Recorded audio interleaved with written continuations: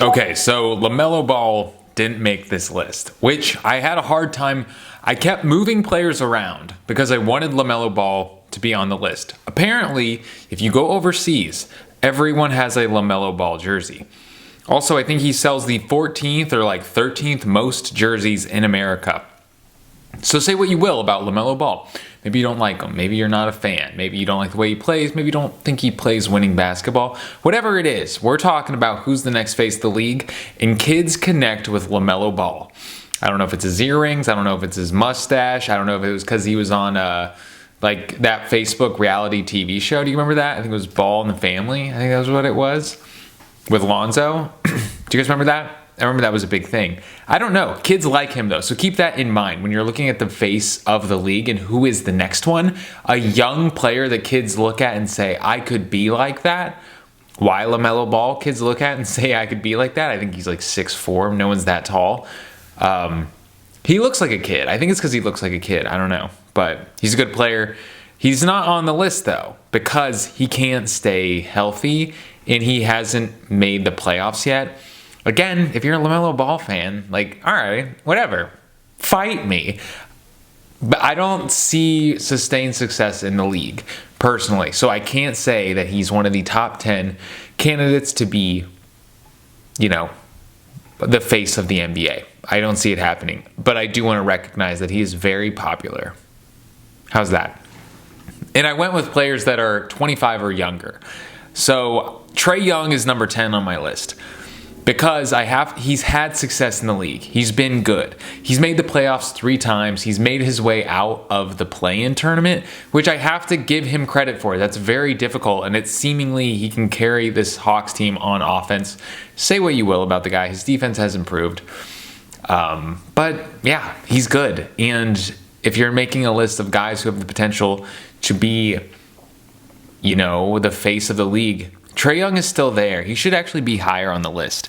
Granted, he's a lot further in his career than most of the guys on this list. He still deserves to be mentioned. Now when I'm talking about it, maybe he should be even higher on the list. He has an HBO show. Did you guys know that? Oh, yeah, I have it on here. I forget what it's called. It's called like something guard, like point guard, point something.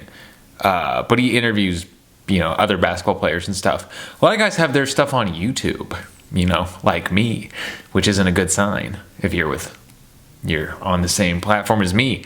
But somebody at HBO thought it was a good idea to have Trey Young do interviews. I've never watched the show. I'm a Trey Young stan, though. I've never seen it. I personally don't. I'm kind of.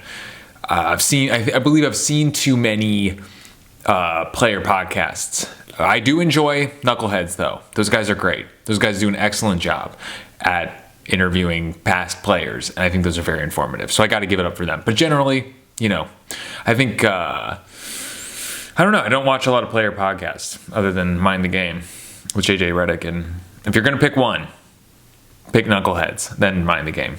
So, shout out Q Rich and D Miles. So, yeah, he's always on the top 10, Trey Young. He's a great player and he's fun to watch. And he's obviously in a lot of commercials. And I know people might say, well, what's that have to do with anything? It has a lot to do. Whatever your commercial value is very important when people are putting your face as a means to represent the league. So if they're in a lot of commercials, State Farm commercials, probably one of the biggest sponsors of the NBA, it's a big deal.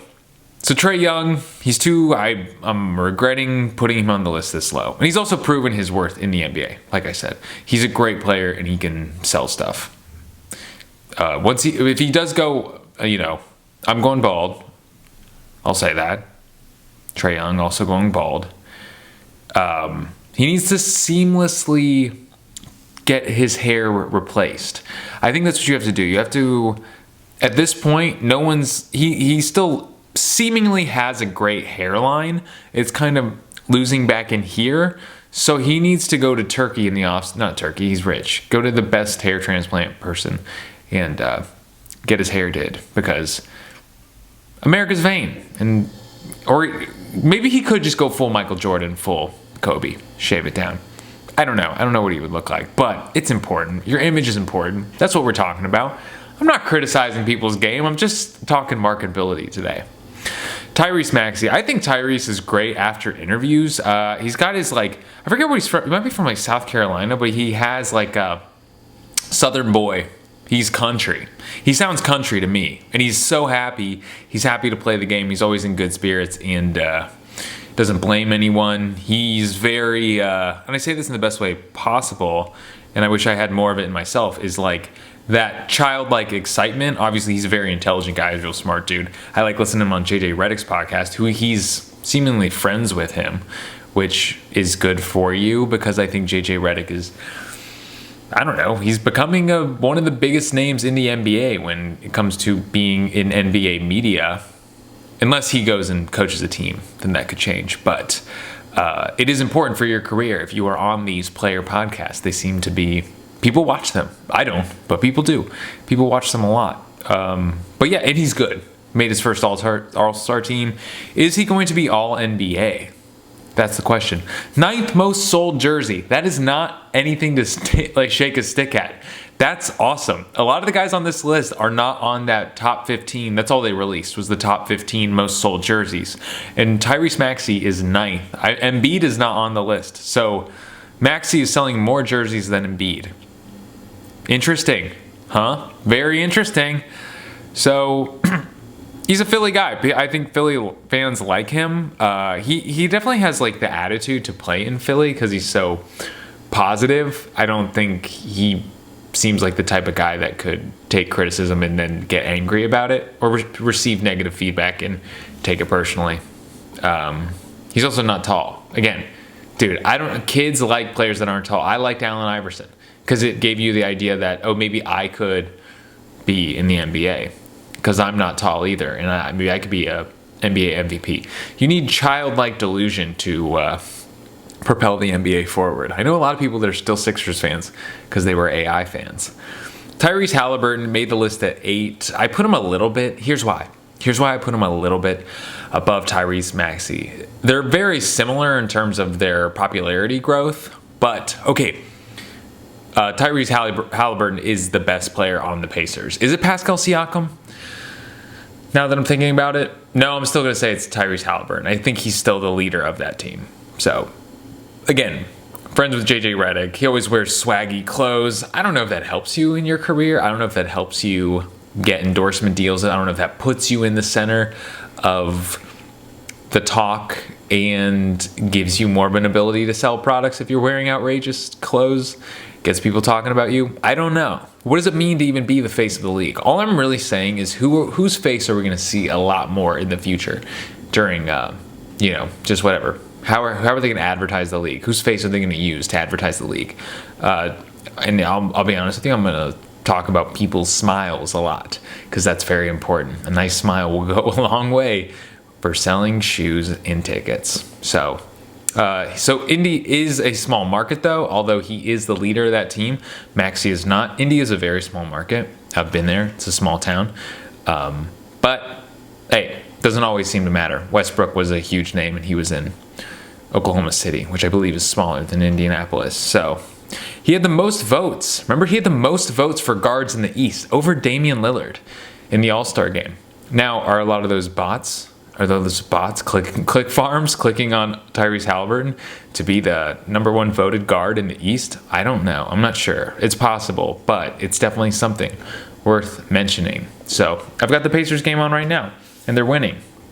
It's looking good for them. They're up 12. So, yeah, I mean, I think if you take a team that hasn't been good in a long time, like the Pacers, it's been a really long time since they've been good. I can't remember. I think the last time they made the playoffs was that probably an Oladipo team, which has been a while. Do you even remember Victor Oladipo? Yeah, you do. Yeah, you know who. So let's move on. I had more notes, but I'm over it. Paolo Banchero. Okay, this is like sort of my pick, and if people disagree with it, I would totally understand. But I think he has potential. And he definitely, that young team, the Oklahoma City Thunder and Orlando Magic are teams that play for each other. And they seem to be having a really good time out on the court. And I cannot tell you how much fun that is to watch and how much people watch basketball to watch people accomplish a goal together and be connected as brothers. And I think Banchero is a selfless, happy person to be on that team and play with those guys. And I think that's incredibly important. I think he has a great attitude. He's played for Team USA, he's bringing relevance back to Orlando, them even being the 5th seed this year. That's awesome. That's great. So he's a good dunker too. He's on the top 10 sometimes with a big dunk, which is important. People like big dunks. It's a very important thing. People like highlight reels. Orlando, though, is a small market. I'll say that. Does Disney have an effect? Do you think Disney, the fact that Disney could use him in marketing, could that make his face more, likely to be used? I think so. I guess that's all I have. He's a number 1 draft pick, too, so I feel like that kind of boosts you. If you're ready for the challenge, I think it sets high expectations for you. So that's my opinion. But Banchero is probably higher on the list than I think most people would put him, right? If you're watching this, you're probably like, no, I wouldn't put Banchero that high. I would actually maybe have Scotty Barnes on this list over him or Lamelo Ball. Hey, but it's you. How about you make your own list? I would watch your video. I'm just saying. Ja Morant. Ooh, I think people forgot about Ja, right? People have kind of forgot about Ja with Anthony Edwards and Shai Gilgeous-Alexander and Tyrese Haliburton, Tyrese Maxey, but mainly Ant and Shai, I think, sort of came in and usurped his power as the new face of the league because it was looking like Ja. And then Ja blew it. He can't stop recording himself holding guns. Interesting. I mean, we all have addictions and we all have weird quirks and things we can't get over. So I'm not even going to pretend that I don't understand that. I think when I was younger, I wanted to be perceived as tough or hard or fearless in a way. And I think a lot of times flexing with guns or smoking a blunt on camera can do that. So I'm not going to say I don't understand, but I think he's changed his ways a bit. And I think when he comes back, we're going to be like, oh yeah, I forgot Ja is one of the best dunkers in the league, and honestly one of the best players in the league too. And that Memphis Grizzlies team is really good, and they've had a lot of success. Do you remember how many times he's made the playoffs 3 times? Do you remember that first year they beat the Golden State Warriors in the play-in? I bet you forgot. That was the year that the Lakers and LeBron got something in his eye. He's like, I can't even see, when he was playing the Warriors, and the Warriors went down and played the Memphis Grizzlies, and the Grizz won, knocking the Golden State Warriors out. I feel like that was a forgotten playing game. But yeah, he's been the Rookie of the Year. Likes to jump over people when he dunks. That's important. Big dunks are huge. I think that's a real.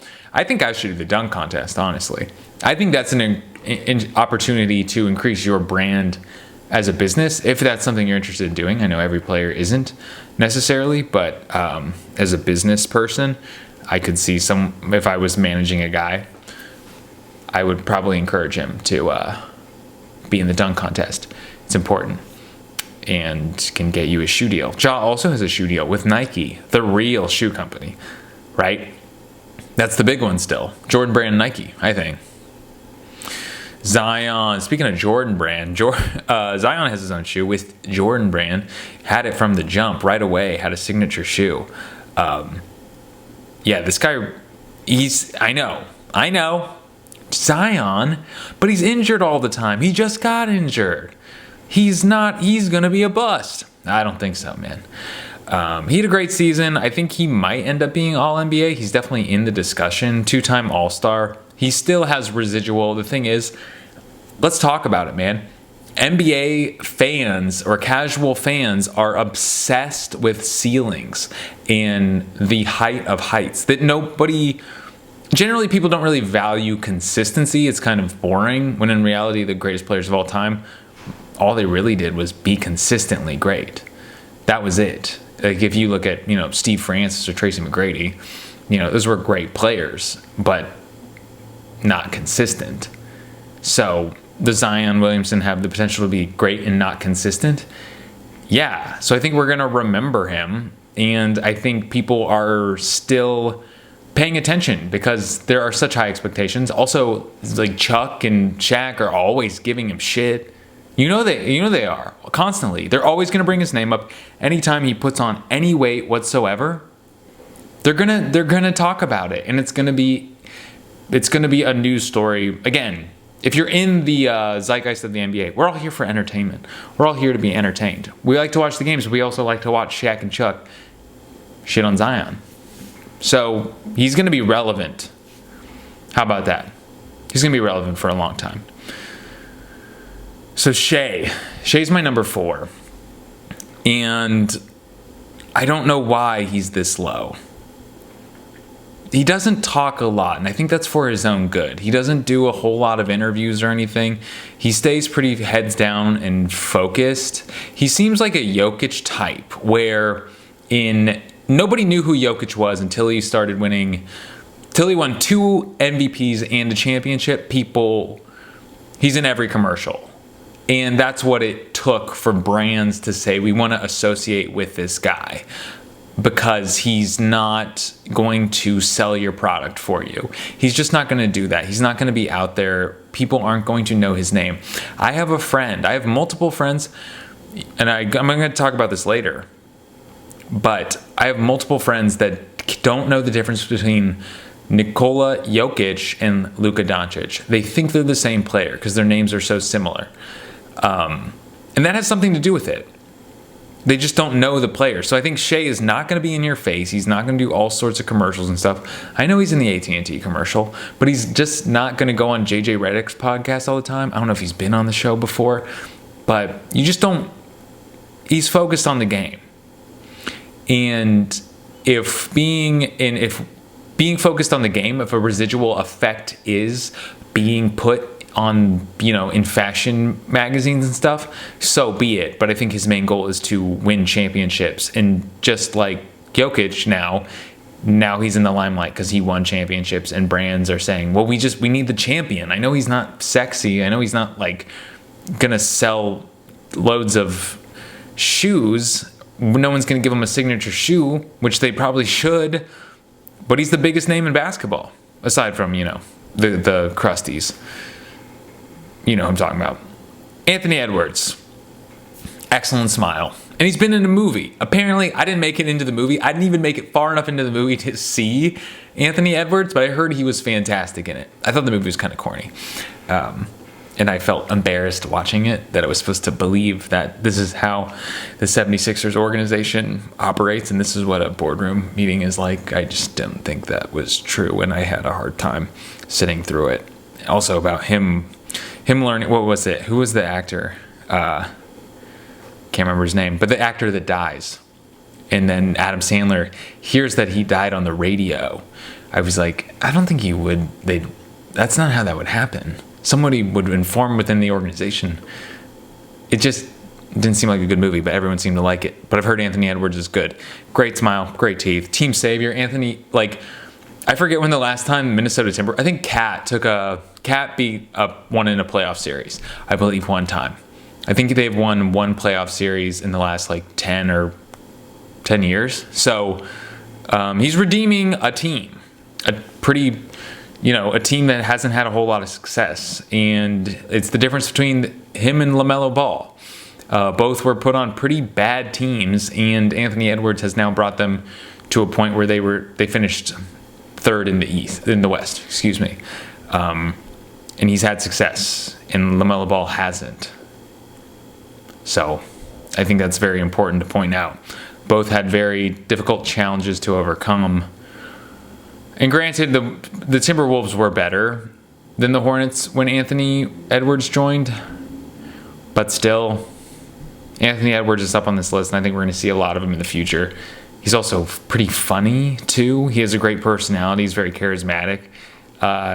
Loves his fans in Minnesota. He's about it. He's about I'm going to do the right thing. I'm going to be successful in the NBA, and I'm going to do it the right way. And I'm not going to let my own, selfishness get out of control. So far, but things tend to change as guys get older and richer, and more people in their lives tell them that they are special and can treat people as though they're special, as though they themselves are special and other people are beneath them. It just happens. We don't have to deal with that. No one knows who we are. No one cares. No one would. If we acted like we were special, we would be quickly reminded we are not, which is nice. Luka's number 2. Because he's so good, man. I talk about this all the time. He's going to have 5 first-team All-NBAs in his first 6 years. I don't think that's ever been done. I really should look it up and see if it's ever been done, but I'm almost positive no player's ever done that. He's an international superstar. He's won the EuroLeague MVP. He's awesome, man. And he plays for Slovenia. He plays international ball. He wants to play. His face is everywhere. I think his face in a couple of years, 2 or 3 years, Luka Doncic is going to be a household name. I always ask my friends that don't watch basketball. First of all, I talk to my friends who watch sports, but they're casual NBA fans, and I like to see whose names they know. People are starting to know Luka's name. I told you about my friend who doesn't know the difference between Jokic and Doncic. I actually had another friend. He didn't know the difference between Kyrie and Kawhi. This was back in like 2019. We were watching the Raptors game, and he kept saying Kyrie when Kawhi had the ball, and I didn't know. He had like talked up how much he liked basketball, and the fact that he kept saying Kyrie when Kawhi was dribbling. Kyrie wasn't even in the game. It was one of those weird situations where I'm like, do I correct him because of his confidence? And I think part of it was to sort of impress me or let me know how much he was invested like I was, which I appreciated. I just let that shit slide, man. I let him call him Kyrie all night, even though the announcers were calling him Kawhi. But Luka, people know his name. And I think in a few years, if he wins I think he has to win a championship and he has to win an MVP for him to... it is weird that it hasn't happened yet. It's Jokic. It's Jokic and Embiid have gotten in his way. And this year, it was funny because people were talking about, maybe Doncic is going to be the MVP, not Jokic. He's going to slide in here. And I was like, what the heck? I want Jokic to be MVP. And I was getting my panties in a bunch. And I was like really upset. And then I was looking at Doncic's numbers. And I'm like, oh, well, they're pretty awesome too. So the team was worse, but they got good at the end. So I wouldn't have been mad if Doncic would have been MVP. I would have been mad, but I wouldn't have, curse God and die. I think Wemby has the most potential to be the new face of the league. Look at his stats down here. 21.4, only on 29 minutes a game. It's going to be... My prediction is he's going to be a 5-time Defensive Player of the Year. That's my prediction. That's what I think it's going to be. Because he's already a finalist now. It's going to be Rudy this year. He even said, apparently he said in French, but he said, hey, yeah, give it to Rudy this year because that award's mine from here on out. I was like, that's... I think he believes it. Because it's like, sometimes it's like cocky. And it's like, wow, this guy's really arrogant. But I think he's just setting the bar for himself. Right? That's how I see it. He's a Nike player. He's got a cool Nike logo. I love that logo. I like embracing the alien idea. Like it's a cool brand. I love it. I'm into it. I love the crop circles that they did. Excellent. I'm a business guy, and that's going to sell anything. You can sell a brick with a Victor Wembanyama logo. If you can sell a Supreme brick, you can sell a Wemby brick, in my opinion. He's also another thing that puts you into the mainstream in the NBA is having something freakish about you. His freakish height. That's getting people, because people will say, and this isn't important if you're a basketball head, this probably kind of frustrates you, but if you're incredibly tall, like a Taco Fall or a Boban, people are going to say, what, that tall guy in the NBA? They're going to know you. It won't matter because they don't know you for your skill. They just know you for your genetic makeup. But it will matter when it comes to recognizable names and faces in the NBA. It's unfortunate. Does he have the highest expectations ever? I don't know. I'm only 34. I'm going to be 35 next month, so I can't really tell you. And I honestly haven't been engaged in basketball for my entire life. I've kind of gone into different phases of sports watching. I'm currently in my basketball phase. I can't tell you, but I can tell you expectations are very high at the end of this season because he played really well and he showed his potential. I'm excited. It's a good year for basketball. Those are the guys that over the next, the guys that are 25 or younger who I believe are going to be the face of the league. Thanks for being here. Be good to you, mama.